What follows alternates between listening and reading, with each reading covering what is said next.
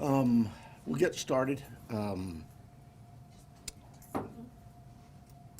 Believe it was around noon yesterday, we got a call to the Guthrie residence that Nancy Guthrie, 84 years old, was missing. We expended a lot of resources for a missing person that we typically always do. Our search and rescue volunteers, our search and rescue teams, other agencies, Star from Border Patrol sent their canines out. They worked tirelessly all day yesterday and all day tonight. I'm sorry, all day yesterday and all last night.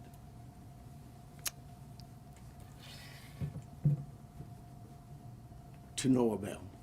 As I said yesterday, we saw some things at the home that were concerning to us.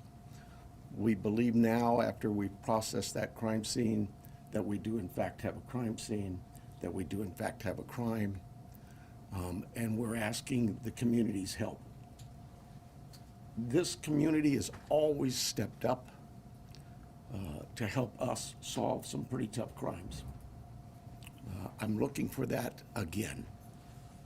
This is a 84-year-old lady who suffers from some physical ailments, has some physical challenges, is in need of medication. Medication that if she doesn't have in 24 hours, it could be fatal. So we make a plea to anyone who knows anything about this, who has seen something, heard something, to contact us. Call 911. We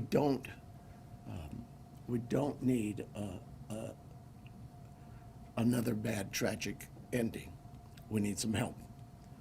Our team is the best. I couldn't speak any higher. I think you know that. We have done some great work with our partners in the Valley. You know, this community, I have to give a lot of thanks to our law enforcement agencies all across this valley, whether it's the Tucson Police Department or some of the smaller agencies. They've all reached out. They've all offered to assist. The FBI, all of them. We work so close with them, and they are all plugged in. We'll continue to work closely with them. But what I really need is I need this community to step up and start giving us some calls. Let us know if you've seen something. We are right now at a time, and I apologize, everybody tells me I talk too softly. We are at a time where, in this investigation, we're now moving forward where we need to depend on technology. You know, our license plate readers, our camera systems throughout the community, anything, everything. And we will download all that data we have from the home, from different pieces of technology we've gotten, and we will use that to our advantage. But the reason I bring this up is that, you know, I'm a cop. I hate politics, but I have to remind our political leaders that they need to quit this banter of every time law enforcement leaders come to you for a need, that you give up these ridiculous remarks about how it's going to be misused. AI is a bad, evil word. The cameras are very bad and evil. I'm tired of that. Those tools in the right hands, with the right minds and the right approaches, are extremely valuable to solving crimes just like this. We need this. We need more staffing. We need a lot of things. But what I really need is I need the community's help with this. So I want to make sure I didn't, before I take any questions, it is a crime scene. We know that. She needs her daily medication. And anybody that sees anything that even looks, hey, maybe that's her, just take a quick picture. Take a video, send it to us. The number is real easy here locally. It's 911. You can contact our 88 Crime and remain anonymous. You can call me, anybody. I am here to take any questions you may have. It will be a little limited. I apologize for that, but we do have a crime that we need to protect its integrity. I have here Sergeant David Stivers from our homicide team. He has been up all night, so bear with us if we are a little bit fuzzy in our answers or responses, but we're both here for any questions you may have. Let's start, Sheriff, please. Recognizing your limitations, but can you elaborate at all on what makes you believe it's a crime scene as opposed to someone who left home and just couldn't find their way back? Well, I think I told you, she is very limited in her mobility, right? We know she didn't just walk out of there. That we know. There are other things at the scene that indicate there was she did not leave on her own. We know that. If you don't have plate readers, is there a vehicle associated with this? When I told you we're now at the phase where we're looking at all the technology, all of that is being evaluated as we speak. Let me say this, we've not just thrown our search and rescue team out there. They are going to be doing some door-to-door with our criminal investigation team. It is not just our homicide unit, all of our criminal investigation detectives. I went out last night to the scene. There were probably 100 cars out there, all from the sheriff's department, all working this case. It takes a lot of manpower and a lot of energy. This team of mine worked throughout the night. They continue to work. David's had zero sleep, but he and his team are working as hard as they can. Is there anybody else associated with her, a caregiver, family member, acquaintance, who is also missing and somebody? No. The family, all of the family has been very cooperative with us. They're working with us. They're staying in touch with us. They have complete access to anybody on this department. Savannah has been in touch with us as well. Our hearts go out to them. This is their mom. She's just a great lady, from what I've heard, and I feel for the family. We just want to find her and bring her back safe. Sheriff, you mentioned that she didn't just walk out, but is there any additional information that you can give us on what may have alluded to this being a crime scene? I wish I could. I really do. I know that everybody wants to know certain things, but I can't do that it would be inappropriate at this time. Are there any signs of breaking and entering or any forced entry, anything like that? I again don't want to get into that. David, can you see anything here? At this time, it's still a very active investigation. There were circumstances on scene that we believe are suspicious in nature, I think is the best way to put it, but we can't really get into a whole lot of details with that. Do you believe that this was targeted, or they just happened to hit Savannah Guthrie's mom, or if this was just random? We don't know that. We don't. We look at all of that, but we just don't know that. Do they have cameras at the home? They do, and we're looking through some of that. Yeah. With this being an active crime scene, is there any threat to the general public? Trying to figure out my phone. Well, no, I don't think there's an active threat, but I hate to say that because, we're going to canvass that neighborhood, and maybe there's a prowler been seen around. There's a lot of work still to do. We don't have any indication that that the public is in danger. And what does that search look like today beyond what you've already told us about last night's search? So we have shut down our search and rescue mission, and we've sent them home to rest. They were out all night. Look, we put all our air assets into this, our drone systems, our aircraft, our helicopters, heat sensors, infrared, everything we've thrown at this. They're going to step aside. We'll call them out again if we need to do more searching. But right now, we don't see this as a search mission as much as we do a crime scene. Sheriff, can you tell us a little bit about that map? That- That is, and David probably can better answer it than I, but that is our search patterns, I believe. Is that correct? Yes. Yeah. So with all the assets that we deployed yesterday with the search and rescue teams, the map that's on the screen is basically tracks that were followed. Those are all, the colored lines are all ground tracks of different teams and different assets that were used on the ground, to include the canines, the volunteers, and our own search and rescue team. The circles are going to be representative, if not necessarily perfect, of our air circulation with both our helicopter and our fixed wing aircraft at night, working with the night time cameras.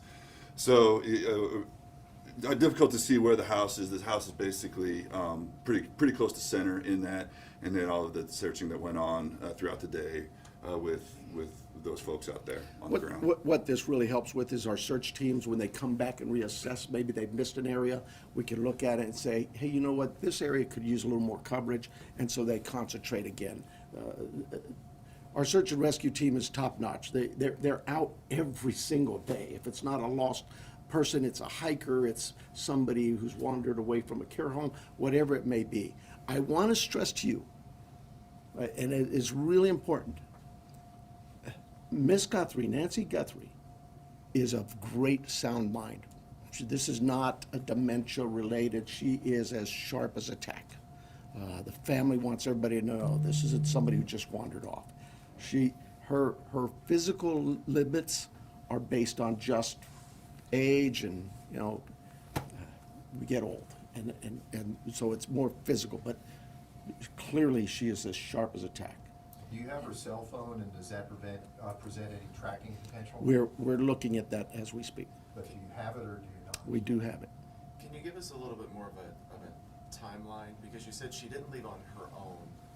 She was last seen at 9:45. She wasn't reported missing until noon. But I believe what happened there was at 9:45 in the evening, her children left her off. At some time earlier that morning, they got a call from somebody at the church who said, hey, your mom's not here. The family went to the house. I'm thinking they spent some time looking for her themselves before they called us, so I'm guessing maybe they got there around 11. So they did some searching and realized we need some help, and they called 911. do you have any idea what time Nancy would have been taken from the home? There's a lot of things working there, and I just can't say that right now. Has Savannah Guthrie, has she had any threats to herself at all? We've spoken to her. We'll continue to work with that. She has a security team that's been in touch with us throughout the night. But we're not going to dismiss any angles for sure. But right now, immediately, we don't know of anything like that. Is she in town or on the way here? She's here. Can you give us any more, what should somebody be looking for? Because when I was out in the neighborhood, the neighbors are obviously incredibly concerned. But is there anything, a tip? I mean, one neighbor stopped me and he didn't know if he should call you or not. And so Oh, my goodness. But so Call.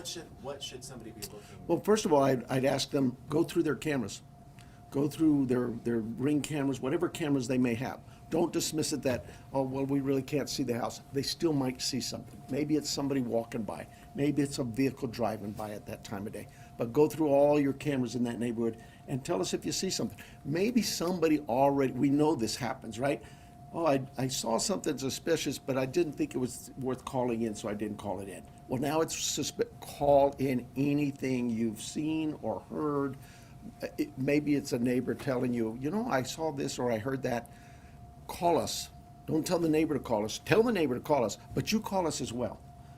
We'll put it together. We'll get, trust me, I'm sure we're going to get inundated with a lot of calls. We'll handle that. Did she live alone? I believe, yes, she did, yeah. Were there any caregivers who are normally associated with her? Well, she has house staff that comes by, takes care of the yard, whatever, in her house and that. But those people we'll be talking with and have talked to some of them already. But nobody who's like a live-in or anything? Nobody actually lives with her, no. Like I say, she's of great sound mind, and she is mobile. It's just, it's a challenge for her to get, as the family says, she couldn't walk 50 yards by herself, so. Anybody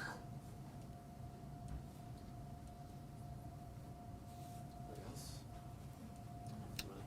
Somebody asked about the FBI. I'm sorry. Somebody asked about the FBI if they're involved. We, like I said, we work closely with all of our partners, whether they're the FBI, ATF, ICE, whoever.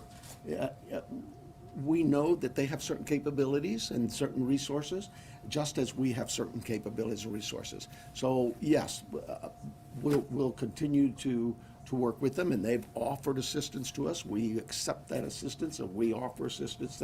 But just last week, the FBI called us to handle a shooting that involved Border Patrol. You need to know that. That's just day-to-day routine work for the law enforcement in Pima County in Tucson. We work very closely with our partners. With the amount of time that's gone by, how wide do you cast in the net? Statewide, national? Well, yes, national for sure. I'm hoping the national media's picked up on this. We've gotten a lot of reports, but statewide as well, with Amber Alerts, things like that. All of those things we use. Every tool we have, we will use. Very good. You guys are too easy.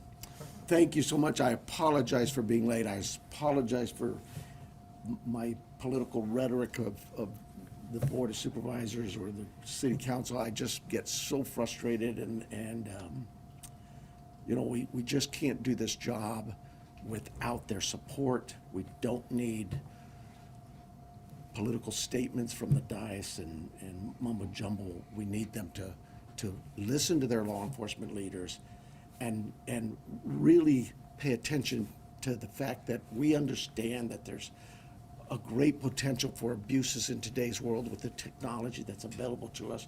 But you have to, at some point in time, have some faith and trust in your leadership in the law enforcement community to know and understand that we too were elected here to provide a service to our community.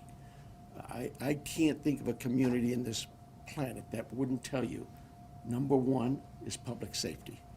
Everybody just wants to be able to know that they can go outside and enjoy their community and come home and be safe at night in their rooms, asleep in bed. And this lady wasn't able to accomplish that. That's a sad statement. We need her back. We need to find her. And time is very critical. She is 84. She needs her meds. Her family needs her too. Thank you so much for being here. Doesn't have David say his first and last name and spelling. Oh, sure. My name is Sergeant David, common spelling D-A-V-I-D, Stivers, S-T-I-V as in Victor, E-R-S. And what's your title? Sergeant. Sorry. Thank you, guys.